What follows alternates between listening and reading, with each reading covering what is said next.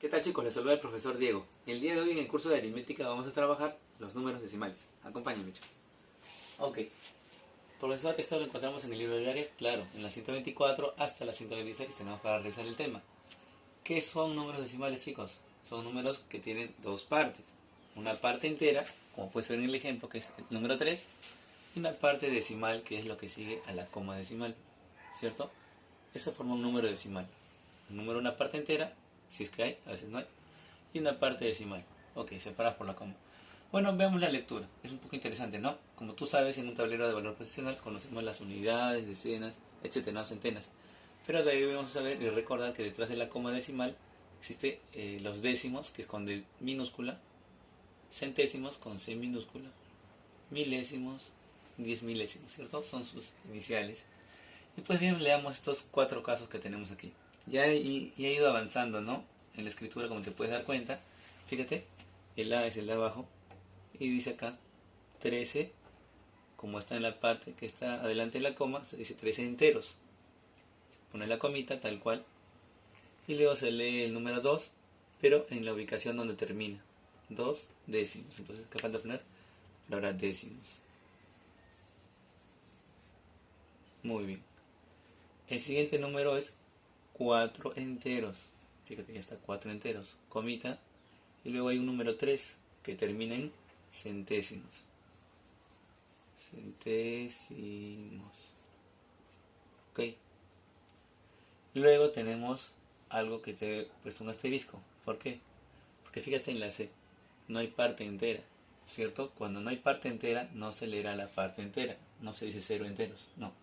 Solamente no se lee esto y directamente leemos la parte decimal que es después de la coma. Tenemos acá tres cifras, donde termina la última cifra que tiene un valor diferente de 0, o sea el 4, ¿no? Esa cifra significativa dice que estamos hablando de milésimos. Y leeremos toda la parte decimal, 514 milésimos. Muy bien, 514 milésimos. Recuerda, no se coloca la parte entera cuando no hay. No se escribe, ¿no?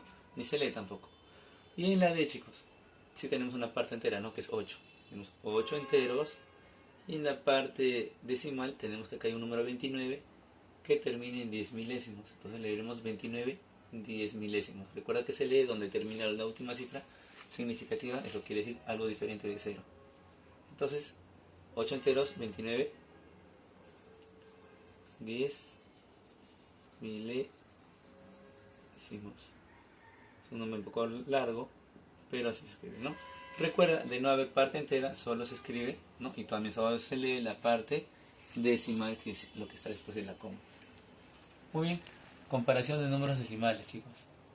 Hay dos casos que son bien definidos, ¿no? El primer caso es cuando un número es mayor que otro. Es mayor a aquel número que tiene mayor parte entera. O sea, de haber dos números decimales, por ejemplo acá en la A, fíjate, ¿cuál vale más en su parte entera? ¿23 o 16?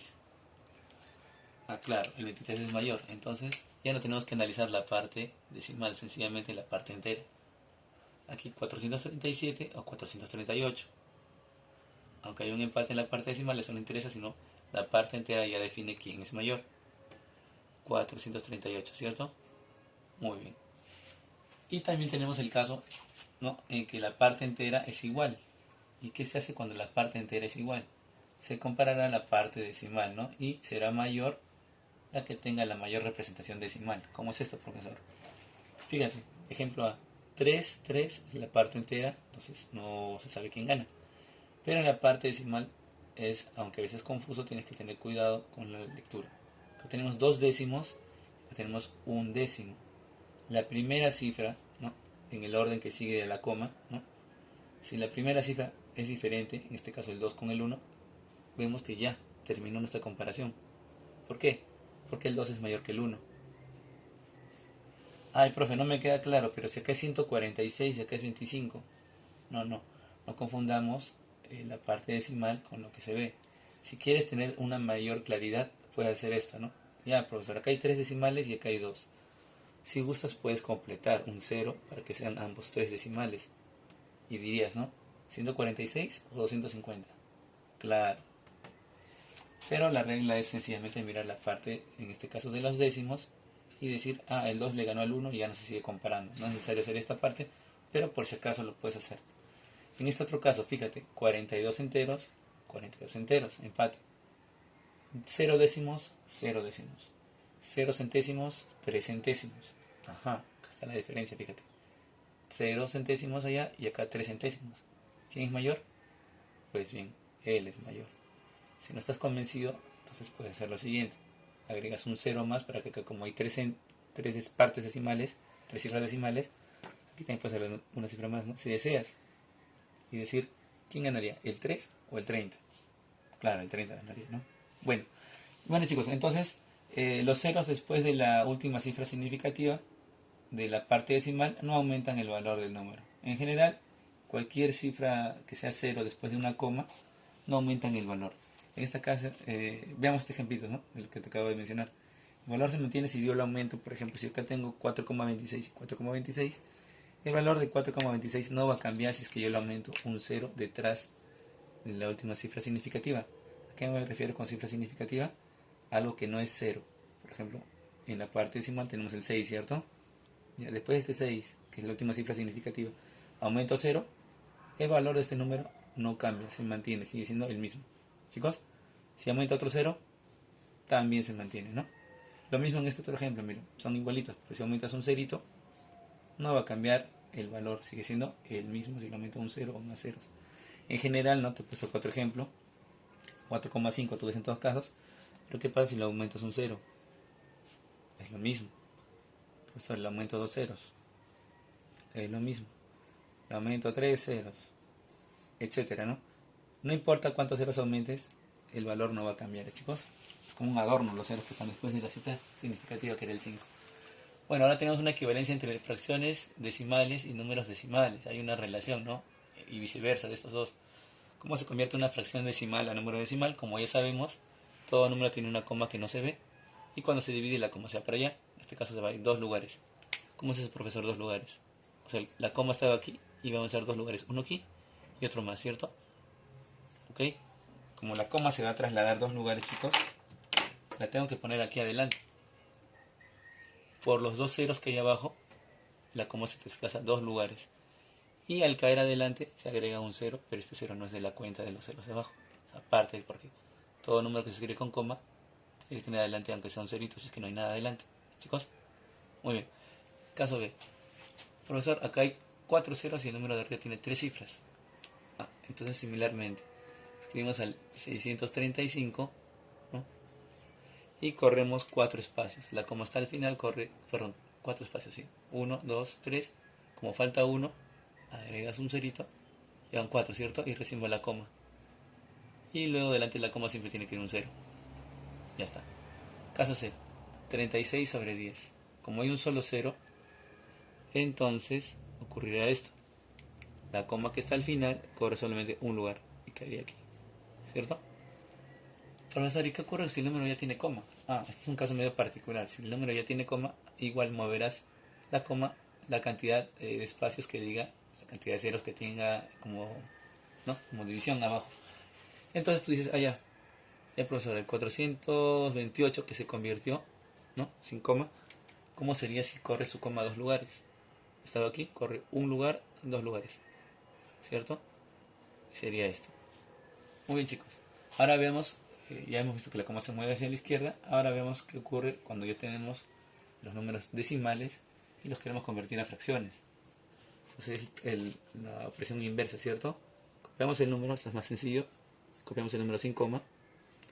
Y debajo colocamos un 1 seguido de ceros. Tantos ceros como haya cifras después de la coma. O sea, en la parte decimal, ¿cuántas cifras hay? Cabe 2. Entonces pondré 2 ceritos.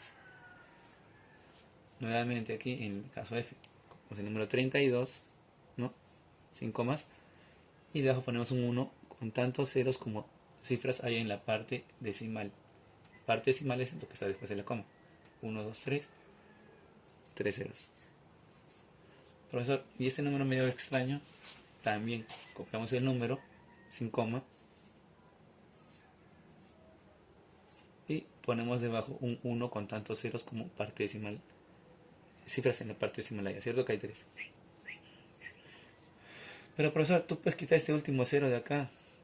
Sí, se podría quitar este 0. Recuerda que en la parte decimal, el 0 que está detrás de una cifra significativa, por ejemplo, este 0 de aquí no tiene valor. Quizás lo puedes quitar. Sería solamente 607. Y equivaldría a quitarle un 0 de acá y un 0 de acá, ¿no? Sobre 100. ¿Es lo mismo? Es lo mismo, chicos. Pues bien, ya pasemos a la parte final. Las clases de números decimales que hay. Hay dos tipos, chicos, ¿ya? Hay los decimales exactos y los decimales inexactos. Los exactos se llaman así porque, bueno, son números que, digamos, terminan o se puede contar cuántos elementos, cuántas cifras tiene su parte decimal. O sea, después de la coma no son una cantidad infinita, sino una parte finita de términos. 0, 342, digámoslo así, 0 enteros, no se dice así, sino 342 centésimos, pero milésimos, termino ahí. Acá 24 enteros, 7 décimos, termino ahí. Por eso se dice decimales exactos, porque terminan en un lugar definido. Sin embargo, hay inexactos. ¿Qué quiere decir eso? Que su parte decimal es infinita. ¿Cómo infinita, profesor? Que nunca termina, chicos. Y aquí tenemos dos casos. El decimal periódico puro, o de PP le he puesto, que tiene esta estructura, fíjate. Por ejemplo, tengo un 0, ¿no? Y luego un 24, 24 y puntos suspensivos. ¿Qué significa eso? Significa que el número 24 se va a repetir hasta el infinito. Y para no escribirlo 24 tantas veces, ponemos sencillamente una vez esta parte que se llama periodo, ¿no? El periodo, y le ponemos acá un sombrerito. Esto indica que el 24 es el valor que se repite después de la coma. Fíjate acá en el siguiente ejemplo, 93, luego coma 5, 5, 5.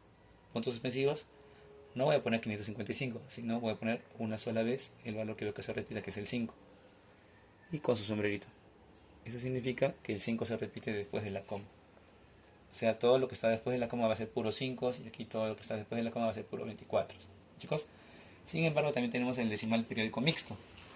Se llama mixto porque tiene una parte, digamos, no periódica, o sea, como la parte entera, digamos así, y una parte que es periódica, pura, ¿no?